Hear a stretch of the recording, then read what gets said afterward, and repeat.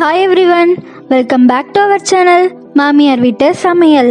இன்றைக்கி நம்ம சேனலில் சப்பாத்தி, பரோட்டா, தோசை இதுக்கெல்லாம் சூப்பரான சைட் டிஷ்ஷாக இருக்கக்கூடிய மஷ்ரூமும் கொடமிளகாயும் போட்ட கிரேவி தான் பார்க்க போகிறோம். காளான் நல்லா ஃப்ரெஷ்ஷான காளானான்னு பார்த்து வாங்குங்க. இந்த கிரேவியில் பட்டாணி, உருளைக்கிழங்கு இதெல்லாம் ஆட் பண்ணி செஞ்சாலும் டேஸ்ட்டு அவ்வளோ ஒரு சூப்பராக இருக்குங்க.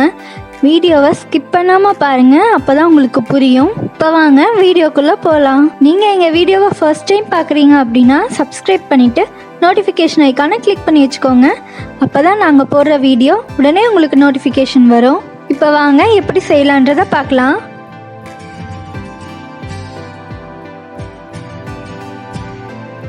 ஃபர்ஸ்ட்டு தேவையான இன்க்ரீடியன்ட்ஸ் என்ன அப்படிங்கிறத பார்த்துடலாம். மசாலா தூள், என்ன மசாலா யூஸ் பண்ணியிருக்கோம் அப்படின்றத வீடியோவை ஸ்கிப் பண்ணாமல் பாருங்கள். காளான், கொடமிளகா, தக்காளி, பெரிய வெங்காயம். இந்த கிரேவிக்கு இன்னும் டேஸ்ட் கொடுக்க ஒரு சீக்ரெட்டான ஒரு பேஸ்ட்டு அரைச்சி ஆட் பண்ணியிருக்கு. அது என்ன அப்படின்றது வீடியோவோட மிடில் சொல்கிறேன். இப்போ வாங்க எப்படி செய்யலாங்கிறத பார்க்கலாம். ஒரு கடாயில் ஒரு டேபிள் ஸ்பூன் ஆயில் ஆட் பண்ணிக்கோங்க.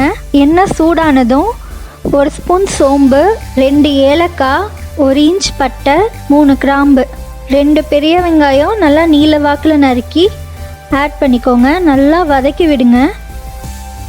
உப்பு சேர்த்து வதக்குனா சீக்கிரமாக வதங்கிடும்.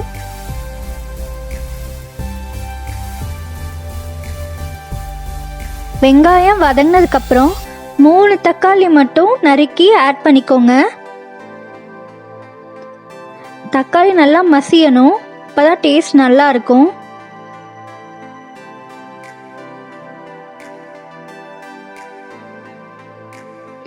இப்போ காளான் ஆட் பண்ணிக்கலாம்.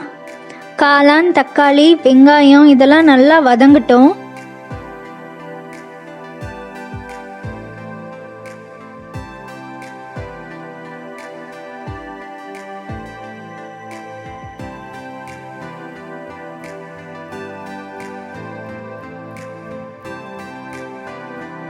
இப்போ 1/2 ஸ்பூன் மஞ்சள்தூள் ஆட் பண்ணிக்கோங்க. 1 ஸ்பூன் மல்லித்தூள், 1/2 ஸ்பூன் மிளகாத்தூள் ஆட் பண்ணி நல்லா வதக்கி விட்டுக்கோங்க. நல்லா பச்சை வாசம் போகிற அளவுக்கு நல்லா வதக்கிக்கோங்க.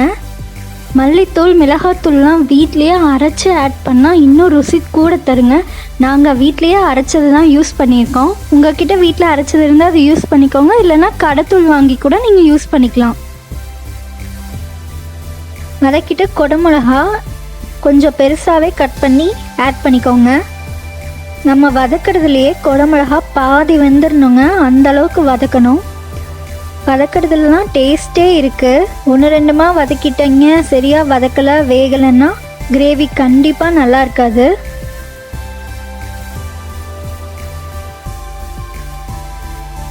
இப்போது அந்த சீக்ரெட்டான ஒரு பேஸ்ட் அரைச்சிக்கலாம். அதுக்கு ஒரு ஜாரில் கசகசா, 5 முந்திரி, 1 இன்ச் பட்டை, 3 ஏலக்காய், 3 கிராம்பு, சோம்பு 1 ஸ்பூன், 1 துண்டு இஞ்சி, 10 பல்லு பூண்டு, 4 துண்டு தேங்காய் இதெல்லாம் சேர்த்து தண்ணியை ஊற்றி நல்லா மையாக அரைச்சிக்கோங்க.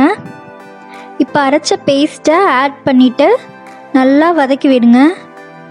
இந்த பேஸ்ட் கிரேவிக்கு அப்படி ஒரு டேஸ்ட் கொடுக்குங்க. இந்த பேஸ்ட் ஆட் பண்ணிவிட்டு நல்லா வதக்கி விடுங்க. எல்லாமே பச்சையாக போட்டு அரைச்சிருக்கிறதுனால பச்சை வாசம் போகிற அளவுக்கு அது வதங்கணும், இல்லைன்னா கிரேவி கண்டிப்பாக நல்லா இருக்காது. இப்போது உங்களுக்கு வேணுங்கிற தண்ணி ஆட் பண்ணி நல்லா கிண்டி விடுங்க.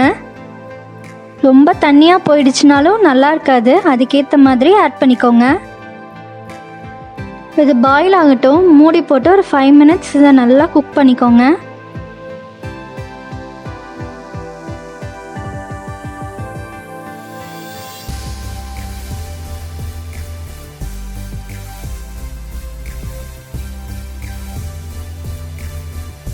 டேஸ்ட் பார்த்துட்டு சால்ட் ஆட் பண்ணிக்கோங்க.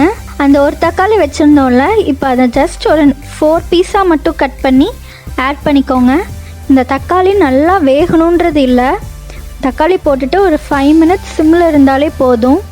ஜஸ்ட் குக் ஆனால் போதும். அந்த தக்காளியோட டேஸ்ட்டு தனியாக தரும். கிரேவிக்கு இந்த மாதிரி ஆட் பண்ணி பாருங்கள், சூப்பராக இருக்கும். இப்போ மல்லி கொஞ்சம் ஆட் பண்ணிவிட்டு 1/2 ஸ்பூன் கரம் மசாலா ஆட் பண்ணி அதை கிண்டி விட்டுருங்க. 5 மினிட்ஸ் சிம்மில் இருக்கட்டும். இறக்க போகிற இந்த ஸ்டேஜில் 1 ஸ்பூன் கஸ்தூரி மேத்தி ஆட் பண்ணிக்கோங்க. மல்லித்தலை இப்போ வேணுன்னா ஆட் பண்ணிக்கோங்க. ஆட் பண்ணி கிண்டி விட்டுருங்க.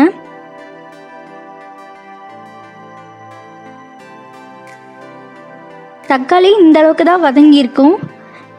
இது நல்லா பாயில் தான் ஆகிருக்கும், ரொம்ப மசிஞ்சிருக்காது. இப்படி சாப்பிடவும் டேஸ்ட் நல்லாயிருக்கும். இதை சப்பாத்திக்கு சைட் டிஷ்ஷாக, பரோட்டாக்கு சைட் டிஷ்ஷாக வச்சு சாப்பிட சூப்பராக இருக்கும். கண்டிப்பாக ட்ரை பண்ணி பாருங்கள். ட்ரை பண்ணி பார்த்துட்டு எப்படி இருந்துச்சுன்னு கமெண்ட்டில் சொல்லுங்கள். இந்த வீடியோ உங்களுக்கு பிடிச்சதுன்னா லைக் கொடுத்துட்டு கமெண்ட் அண்ட் ஷேர் பண்ண மறந்துடாதீங்க. எங்கள் வீடியோவை ஃபர்ஸ்ட் டைம் பார்க்குறீங்கன்னா சப்ஸ்கிரைப் பண்ணிவிட்டு நோட்டிஃபிகேஷன் ஐக்கானை கிளிக் பண்ணிக்கோங்க. அப்போ தான் உடனே எங்கள் வீடியோ உங்களுக்கு வரும். தேங்க்ஸ் ஃபார் வாட்சிங்.